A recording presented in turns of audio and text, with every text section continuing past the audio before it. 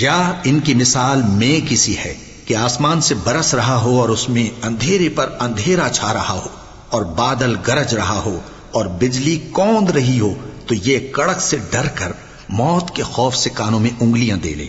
اور اللہ کافروں کو ہر طرف سے گھیرے ہوئے ہے، قریب ہے کہ بجلی کی چمک ان کی آنکھوں کی بصارت کو اچک لے جائے۔ جب بجلی چمکتی اور ان پر روشنی ڈالتی ہے تو اس میں چل پڑتے ہیں، اور جب اندھیرا ہو جاتا ہے تو کھڑے کے کھڑے رہ جاتی ہیں۔ اور اگر اللہ چاہتا تو ان کے کانوں کی سنوائی اور آنکھوں کی بینائی دونوں کو زائل کر دیتا۔ بلا شبہ اللہ ہر چیز پر قادر ہے۔ گو اپنے پروردگار کی عبادت کرو جس نے تم کو اور تم سے پہلے لوگوں کو پیدا کیا تاکہ تم اس کے عذاب سے بچو، جس نے تمہارے لیے زمین کو بچھونا اور آسمان کو چھت بنایا، اور آسمان سے مے برسا کر تمہارے کھانے کے لیے انواع و اقسام کے میوے پیدا کیے۔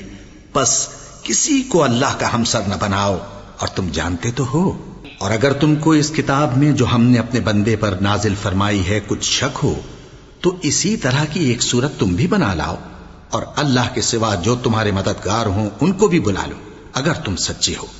پھر اگر ایسا نہ کر سکو اور ہرگز نہیں کر سکو گے تو اس آگ سے ڈرو جس کا ایندھن آدمی اور پتھر ہوں گے اور جو کافروں کے لیے تیار کی گئی ہے۔